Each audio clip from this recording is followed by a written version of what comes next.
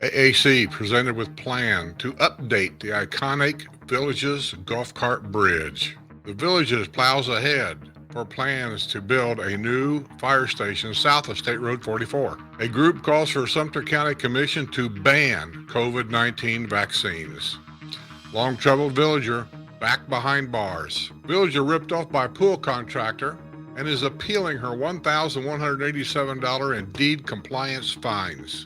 Tempers flare over alleged golf cart sales at residents in the Villages. Couple lost $529,854 after newspaper ad led them to an investment seminar.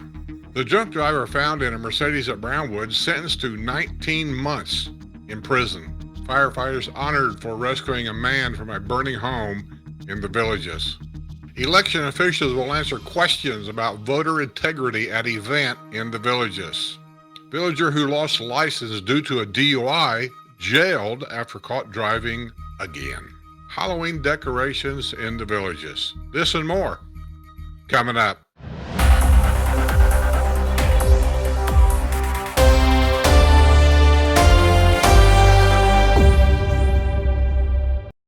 The Amenity Authority community has presented a plan to update the iconic golf cart bridge over U.S. Highway 27 and 441. The AAC members on Wednesday viewed a conceptual rendering of the updated look of the bridge facade, which would include the word Spanish Springs Town Center.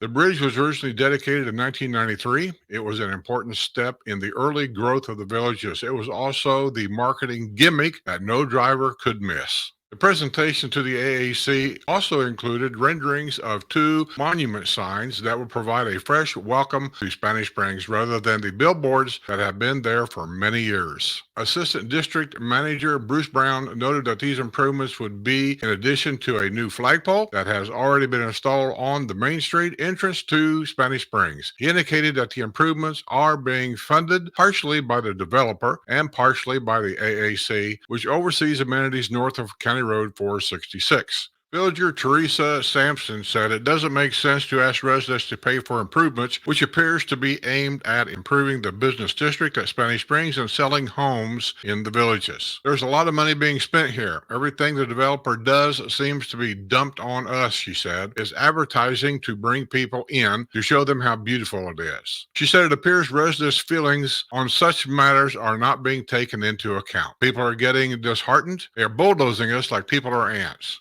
Can't say I disagree with all that. Villages is planning ahead with a new fire station south of State Road 44 after a rancorous Sumter County Commission discussing over funding had raised concerns about the future of the station. The Villages Center Community District Board of Supervisors on Wednesday approved two high priority items for the Villages Public Safety Department. The VCCDD Board agreed to move ahead with Fire Station 46 to be located at Warm Springs Boulevard near Finney Way. The project had been awarded to Kingdom Construction Services, which came in with a low bid of $4.1 million. In addition, the VCCDD board agreed to spend $866,576 for a new fire truck for the Public Safety Department. It will be replacing a 17-year-old truck with nearly 140,000 miles on the odometer. That truck has become increasingly unreliable and has seen frequent breakdowns. In a memo to the VCCDD board, Fire Chief Ryan Twist said the new truck will improve our ability to respond quickly and efficiently to fire and rescue calls, ultimately saving lives and reducing property damage. He added that the retiring truck has served us well. Only thing I want to say about that, the things that usually go bad on fire trucks is not the motor or the transmission or the rear end, none of the chassis parts. It's always everything is sitting on top of it. The pumps, the electrical devices, all that stuff is what goes bad. Because these are diesel trucks, basically. And I can tell you as a former truck driver, that's a 1,000,000-mile motor. So 140,000 miles on that, that's no miles for a diesel motor. The group that lobbied successfully in August for a health care choice resolution now wants some kind of commissioners to ban COVID-19 vaccines, citing alleged research purporting to prove that the vaccine kills people and are part of a vast conspiracy to use them as bioweapons. More than a half a dozen speakers urged commissioners to approve an ordinance banning the vaccines. The ordinance has not been introduced and its legality is unclear. County Chairman Craig Estep said he still supports allowing healthcare choices, but pledged to stay in touch with the group. Since when in America did Americans not have the right to choose whatever healthcare they want? More than 90% of Sumter County residents are fully vaccinated against COVID-19, according to the Vaccine Tracker website. An updated booster vaccine recently became available. Villager Brian Kennedy showed commissioners a chart that he claimed displayed the number of vaccine deaths. Other speakers said the vaccines were not properly tested and delivered as part of a plot by entities, including the World Health Organization. They also cited alternative treatments as more effective than the vaccines and predicted another pandemic is coming. That part I believe. The pandemic is coming. Another one. Are we going to be ready? Those claims are in conflict with most accepted scientific research. The group relied on a website operated by anti-vaccine independent presidential candidate Robert Kennedy Jr. Villager Gilbert Windsor warned commissioners not to approve an ordinance banning the vaccine because they are not scientists. I agree with that. More than 100 million COVID-19 cases have been confirmed in the United States, along with 1.1 million deaths. Worldwide, 769 million confirmed cases and nearly 7 million deaths have been reported. I think you should go talk to China. A 65-year-old villager of Polo Ridge woman landed back behind bars after skipping a court date. Deborah Jean Freeman was booked Wednesday at the Sumter County Detention Center following her arrest on a warrant charging her with failure to appear. Freeman was arrested last year at her home on a charge of intimidation. A competency evaluation was later ordered by the judge. Freeman was charged with sending a chilling text message in which she threatened to kill her court-appointed guardian. Freeman claimed the guardian was starving her and controlling her money, according to the arrest report. Freeman has a history of arrests, including attacking a deputy and throwing cream soda at a man at her home. That's a good waste of cream soda. A villager living in a $2.6 million house refused to provide a breath sample when she was pulled over for suspicion of drunk driving. Jill Allison Vernon, 56, who lives at 3706 Conservation Trail in a 4-bedroom home that overlooks the Sharon Rose Washington Preserve, was driving a white sport utility vehicle at about 10 p.m. Sunday, when she was leaving the parking lot at Legends Cafe on U.S. Highway 27 to 441, according to the arrest report. She made a left turn out of the parking lot, violating the right turn only sign. During a traffic stop, the police officer detected an odor of alcohol coming from Vernon. She admitted she had consumed 2 or 3 drinks with her dinner. When she exited the vehicle, she stumbled and used the car for support. She initially refused to participate in field sobriety exercises, but then agreed to perform them. The poor performance led the officer to conclude she had been driving impaired. She refused to provide breath samples. She was arrested on a charge of driving under the influence and ticketed for violating a traffic control device while making a left turn. She was booked at the Lake County Jail and released after posting a $1,000 bond. Let me just say this real quick, and I know this is going to sound a little off to a lot of people. She has every right to do what she's doing. It didn't make a difference whether you agree with it or not. The law says, and I was taught this when I was a Teamster, you do not have to provide evidence against yourself. You cannot be forced to testify against yourself. So she has that right. So do you. And don't let anybody take that away from you. A couple who claimed they were ripped off by a pool contractor sought forgiveness Thursday for $1,187 in deed compliance fines. Robert and Molly Moore in the village of DeSoto took their appeal before the Community Development District 12 Board of Supervisors at a meeting at Everglades Recreation Center. They purchased their home in 2021 at 2509 Locke Street for $400,000. They wanted to add a swimming pool and hired David Chauncey Lapp of Sparkling Water Pool and Spa Services in the villages. The Moore said Lapp ripped them off for the tune of $40,000. He also shut off their irrigation system and set in motion an unfortunate set of circumstances. First, the couple's lawn died for lack of water. Then a complaint was filed and community standards came knocking. The couple, newbies to the villages, scrambled to address the problems and attempted to stay within the mandated watering limits. Photos introduced at the previous decompliance hearing showed huge brown patches in the Morris's lawn. We were watering as much as the villages would let us water, Molly Moore said at the appeal hearing. We were watering, watering, watering. As of right now, we don't have a water limitation, so I don't know when this report was made. We had that years ago during a drought, but for the last couple of years, as far as I know, we don't have a watering limitation. The couple finally got the lawn back into shape, but did not know they had to contact community standards to indicate they were back into compliance. The fines began to add up, even as the couple was unaware and the balance soon topped $1,000. This summer, they were called before the hearing officer, retired Judge Terry Neal. She imposed $1,187 in fines. Matt Armstrong of Resident Services said the couple had been extremely cooperative and clearly wanted to get their property back into compliance. It sounds like it. It sounds like, they just didn't know a lot of stuff, and, you should know, but I understand it. Supervisors were sympathetic to the couple's plight and agreed to forgive the fines. Well, good. The couple reported their pool problem to Seniors versus Crime. The representative of Seniors versus Crime acknowledged that the consumer outreach arm of the Attorney General's office is investigating complaints of Lapse Pool Company. Are you people hearing this name? Don't call them. Steve Renico, Regional Director of Senior versus Crimes, encourages villagers and other area residents to check with Seniors versus Crimes before hiring pool contractors and other vendors. Learn more on this link, www.svcinthevillages.org. SVC stands for Seniors versus Crimes. Lapp was arrested in 2018 in a drunken incident at a restaurant in the Villages. At the time, he was on felony probation for cocaine possession. He's also being sued in Lake County Court for breach of contract. Know who you're hiring. Check them out. Seniors versus Crimes is one way. Don't necessarily look for the cheapest bid.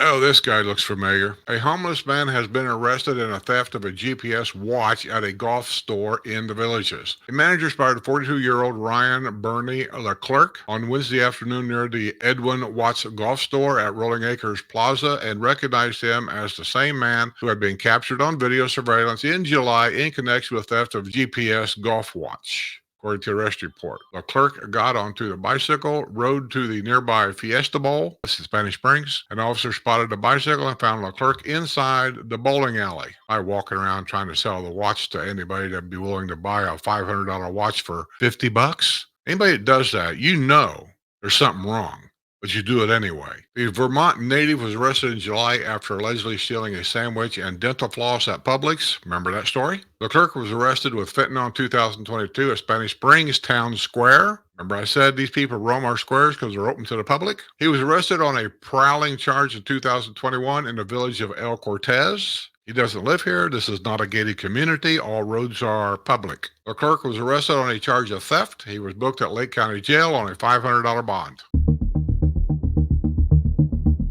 Tempers flared over accusations of ongoing golf cart sales at a residence in the Villages. Residents of the village of Polo Ridge appealed for help from Community Development District 3 Board of Supervisors on Friday morning at Savannah Center. Residents allege that golf carts are being sold at a home at 3099 Southern Trace. Now, those of you that don't know, if you're out golf cart riding around and you're kind of lost, especially in the Spanish Springs area because you're new, that Southern Trace Road is a fairly long road. You get on that, just know if you're lost, stay on it. It will take you into Southern Trace Shopping Plaza, and there maybe you can get your bearings. Patrick Zacharias, who lives on Barnabas Place, detailed his concerns. We just want him to stop. Someone is going to get killed, he said. He said golf carts are being loaded and unloaded from a truck at the home. He said the truck is interfering with traffic and creating a dangerous situation. He also claimed the property is being operated as a shop making golf cart repairs. He and other residents claimed that the homeowner is operating a business out of his home. However, district officials said the concerns have been brought to the attention of the developer, who has concluded a business is not being run out of his home. Running a business out of the home is considered an internal deed restriction and is under the purview of the developer. I've asked for a copy of all those so-called internal restrictions. And when I called down to the developer's office about getting a copy, who do I call? Who do I see? Can I have them mailed to me? Can you email them to me? Anything. I get no response, no callbacks, nothing. I don't think these so-called internal things actually exist in writing. It's just whatever the developer feels like doing at the time. If anybody knows how to get a copy of these internal deed restrictions, email me. I'd love to know because I want to get a copy and I intend to post them on my websites. Denise Testi, who lives in the home with her husband, Stephen, took to the podium to defend their actions. She insisted they are not operating a business. We do not collect money. We act as a go-between, Testi said. We are doing this for humanitarian reasons. We are helping elderly people. We are helping people who have moved. She invited people who have concerns to come knock on my door. Residents who had gathered in the meeting room began a back-and-forth exchange with Testi, which resulted in Testi, who was still at the podium, being warned to address her comments to the board and not to the audience. Supervisor Gail Lansonby was sympathetic to the residents who had expressed their concerns. Let's make one thing clear. We aren't happy about it, but we don't have the authority to make a change, he said. Seems like most of our supervisors ain't got the authority to do nothing except impose fines, and even them can be forgiven. He advised residents to inundate the developer with information about the situation, including photos they have taken. A home in the original Morris family compound had been sold for $950,000. Located at 25 Hickory Head Hammock on a .51 acre lot, the home was originally built in 1996 and was the home of Jennifer Parr, the daughter of Gary Morris, for many years. The property features a 3-bedroom, 3-bath, 3,737 square foot home with multiple upgrades. According to its Zillow listing, the upgrades include an oversized 2-car garage, a golf cart garage, a large rounded driveway, and a courtyard with room for a pool. The home also features 12-foot ceilings, dual air conditioning, surround sound inside and outside, stainless steel appliances, and a brand new roof, among other upgrades. According to Sumter County property records, the home sold for $305,000 in 1998, and again in 2005 for $784,000. It was sold for $625,000 in 2015 and $750,000 in 2016. Property records show that the last time it was sold was March of 2022 for $995,800. The sale comes just 2 months after another property owned by the Morris family member was sold.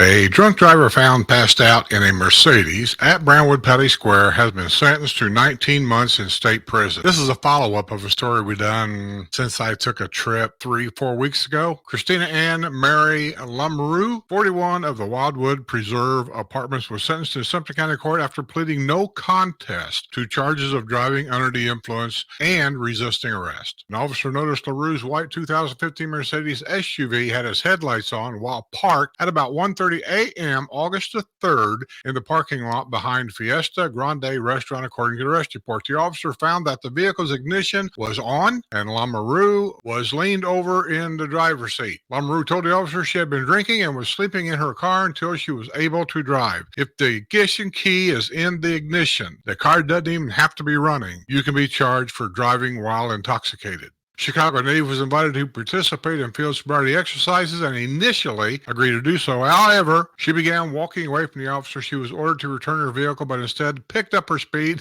and reached a fast pace. People when they're drunk, they don't even think. When the officer tried to handcuff LaRue, she said, no. A full can of Miller Lite was found in her purse. Never leave home without it. In 2021, LaRue was driving on a suspended license when she was arrested on a drunk driving charge. In June of 2020, she was arrested after trying to outrun law enforcement. It didn't work the first time, and it didn't work this time. She was involved in a crash in November 2019 at the entrance of Oxford Oaks on U.S. Highway 301. As a result of that accident, she was arrested on a charge of driving under the influence and cited for having an open container of alcohol in her vehicle. In 2015, she had been involved in a hit-and-run accident at Club Wildwood. She attempted to blame her dog on that crash.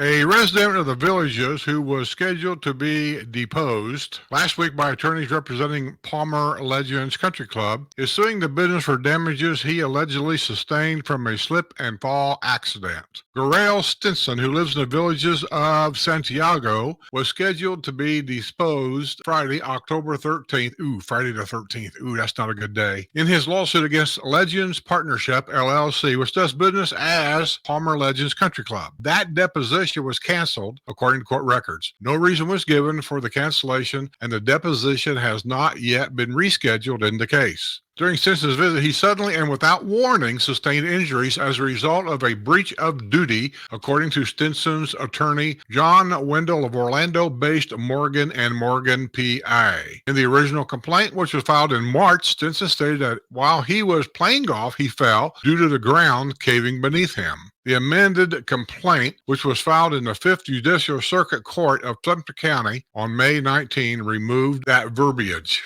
And affirmative defense filing, Legends Partnership LLC denied most of the allegations from the complaint, arguing any alleged injuries and damages were caused in whole or in part by Stinson's negligence. Well, that's an update on that one.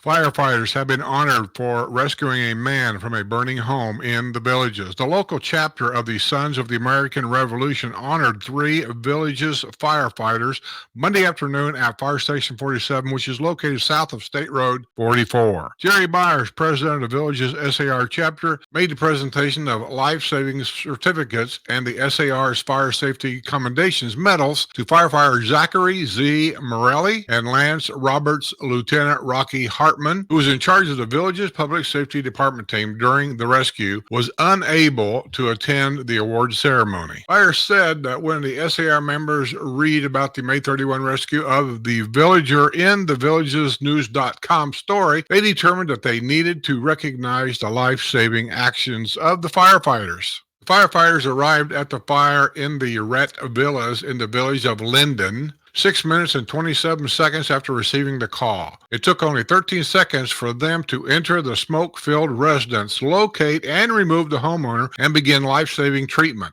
The homeowner was airlifted to UF Shands Hospital in Gainesville. They did a phenomenal job, Chief Brian Twist said. The state fire marshal's office is investigating the cause of the fire. It looks to me by the picture, and you guys can see the picture also, it started in the garage. Seems like that's how most of these fires start around here. Golf carts, they get on fire in the garage, especially electric ones. Television has the Golden Bachelor, while the Villages has Grumpy Old Men, at least on stage. The real one's right here. The musical Grumpy Old Men, based on Jack Lemmon, Walter Matthau 1993 movie, comes to Savannah Center October 25 through 27. Alex Santorello, 66, is a self-proclaimed grumpy old guy who stars and directs the musical. He understands the difference between the Golden Bachelor and his character based on the Jack Lemmon role. My character is a widower who hasn't had sex in 19 years, Santorello said with a straight face. The guy on the Golden Bachelor has it all the time. So it goes in TV land. Back in the Villages, meanwhile, a stellar local cast is ready to bring the Grumpy music show to life. Features Lon Abrams as grumpy Max Goldman, who argues with and torments Sorrello's character, John Gustafson. Mary Jo Fatele plays Ariel True, the damsel who catches the eye of the 2 rival grumpies. Also appearing Dawn Denome, John Case, Linda Payne, Gary Gibson, Lisa Jones, and Vince Morris. The Grumpy Old Men musical had a rough start. It debuted about 7 years ago, but never made it to the Broadway stage. During the past few years, however, the musical has become a staple on local stages. Grumpy Old Men, the musical, will open an extended stay on November 17th at the Ice House Theater in Mount Dora. Santorello has played a variety of demanding roles in the Villages, including recent appearances as Don Quixote in Man of La Mancha and Tony in West Side Story. I died in those roles, he said. But Santorello, who soon turns 67, has his own real-life goal as he reaches the grumpy old man stage. Right now, he said, I'm trying to stay vertical. Yeah, ain't we all? Gary, Rocky, Cedar will be rocking in Savannah Center on Thursday, but offstage, the band leader must cope with the emotional pain of Hurricane Idalia. It hit in late August with sustained winds of 125 miles per hour and tore apart his Yankeetown house. We had 5 feet of water in my house, Cedar said on Tuesday. I lost everything, my furniture, my appliances, even my hot tub. Oh my God, lost his hot tub. All that was left was 4 walls and a roof. Despite the storm, the Rocky and Rollers band has been busy. They will back 2 famous oldie singing groups, the Duprees and the Vogues. They perform Thursday at 4 and 7 p.m. at the Savannah Center. Both shows are near sellouts. Music has been an escape for Rocky, who said the past month has been a traumatic time dealing with the destruction from Idalia, which devastated parts of Florida in late August. It's tough, Rocky said. Most days you have to deal with contractors working on the house. We still don't have power or the internet. It's terrible. Yankeetown is a small community of about 619 permanent residents, according to the U.S. Census Bureau. It suffered massive flood due to the storm surge during the hurricane. Cedar, an avid fisherman and boater, lives near Gulf of Mexico. Idalia brought a 12-foot storm surge that wiped away most of his belongings. I heeded the warnings and got out. Nobody was hurt, Cedar said. He was able to get his boat to safety and also able to remove his huge collection of musical memorabilia. It spans Cedar's nearly half a century in rock and roll. I made sure to save all that stuff. It means a lot to me, Cedar said. I left the house 12 hours before everything hit. Now, like many others, he must endure the challenges of rebuilding. It's tough. You're trying to make everything right again. It takes time. I'm hoping to get back home in November. Cedar, who grew up in a tough section of Philadelphia and is a diehard Eagles and Phillies fan, has no intention of quitting and moving out of Yorkietown. No way, people from Philly, don't quit. I'm going to rebuild and I'm going to stay. I love it here and I love making music, he said. Well, good luck, because I know it's tough. Sue and I had to rebuild once after it was a flood, but it wasn't because of a hurricane, but I know it's tough. An election official will answer questions about voter integrity at the event in the Villages. Marion County Supervisor of Elections Wesley Wilcox will be featured in the event set for 1 to 2:30 p.m. Tuesday, November the 7th at the Mulberry Grove Recreation Center. The presentation will cover topics including: is my vote secure? Upcoming elections? When is the Florida primary? How do I register to vote? What are the various ways to vote? How can I get involved? The main thing is vote.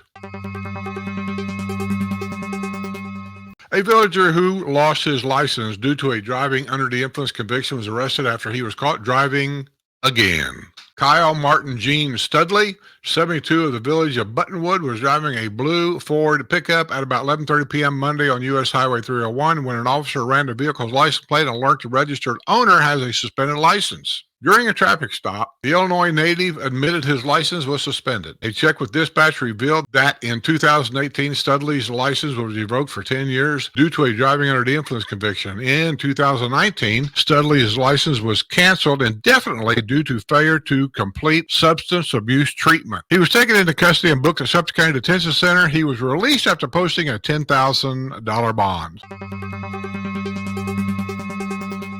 3 bears were captured on a homeowner's Ring doorbell camera.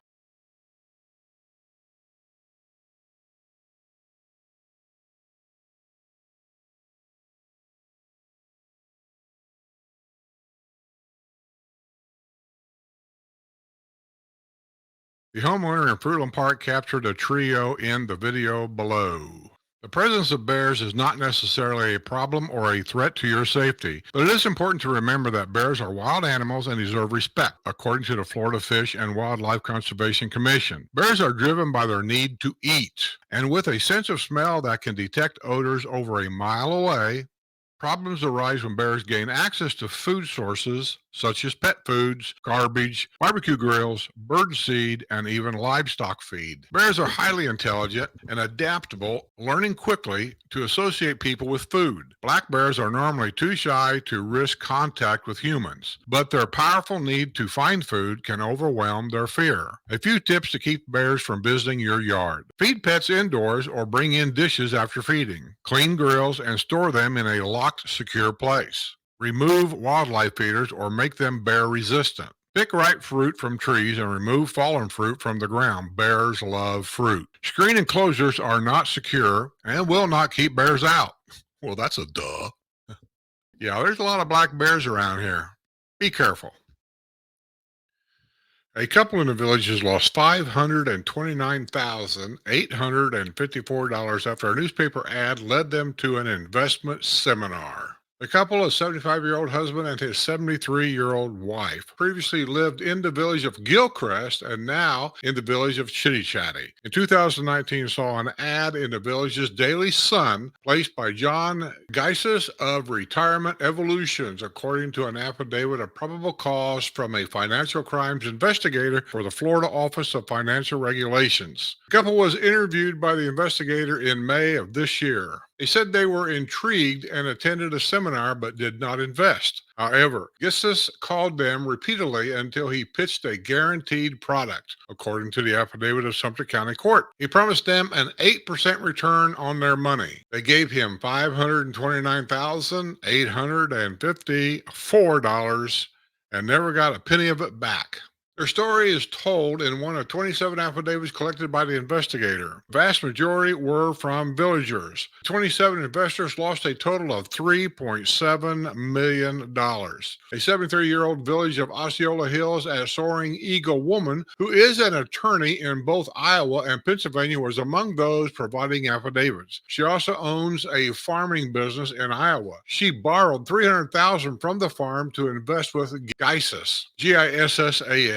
She invested a total of $803,000 with Geises and lost $794,000. Geises, 73, of the village of Gilcrest, has been lodged since September 28th at the Sumter County Detention Center on numerous charges in connection with the fraudulent investment schemes. He is being held without bond. Most of the swindled investors said they found the Geises through a newspaper ad. They attended seminars in restaurants in the villages, including VKI Japanese Steakhouse in Lake Sumter Landing and at the Waterfront Inn. Geises' persistence and promises finally won them over. The investor found that Geises, from May 2018 to July 2020, systematically deceived and took advantage of the victims. Geises advertised retirement evolutions in the local paper and used lunch, dinner, seminars to initially mislead and misrepresent facts. The investigator wrote in the affidavit. Several investors said they first discovered something was amiss thanks to an August 4th, 2020 story in the villagesnews.com about the Securities and Exchange Commission probe into Geises' activities. Investors who contacted Geises said he either poo-pooed the article or stopped returning their calls. Let's do a couple letters to the editor. To the editor, if the developer would quit building and the commissioners would quit approving, we wouldn't have to worry about traffic. As it is now, we're done. It is crowded in the summertime, but when those northerners get here, it's intolerable. I think it's too late for too much relief. But let's stop this uncontrollable growth before it gets worse. That's sent in by Frederick Kinsey of Fruitland Park. I believe you're fighting an uphill battle. Follow the money. That's your answer. To the editor, I can only imagine more congestion and accidents on Rolling Acres Road if a roundabout is added. The number of homes being planned for the area is overwhelming, and it appears that the only access for many will be Rolling Acres Road. Although only 2 lanes, it is a major access road from Lake Elah to County Road 466. The amount of traffic is already more than the road can handle, and with the influx of snowbirds, traffic doubles. A roundabout will require the driver to slow down to about 20 miles per hour, automatically slowing down others behind, creating more delays and potential accidents. That's sent in by Corey Gold of Lady Lake. May I say, the statistics, so these roundabouts ain't just here. They're going up. I've seen them everywhere. Travel the country. They're going up everywhere. Even out in the middle of Kentucky, they're going up everywhere. Statistics shows not only do they keep the traffic moving at a steady rate, they're safer. To the editor, the little white cross should be allowed to be displayed in the villages. I would think an easy fix would be an amendment to the rule to allow a white cross not to exceed 6 inches. That's sent in by George Shimmerhorn from the village of St. James. To the editor, my son works in the villages and he is 21. He grew up fishing. He was cited for fishing in a pond and given a no trespass order. It wasn't where homes were. I don't think that young people are fishing in the ponds to look in people's windows. My son was told numerous times the police hate making young people leave as long as they aren't doing anything wrong. So why can't they fish? That's sent in by Melissa Prescott. Well, Melissa, real quick, it's private property.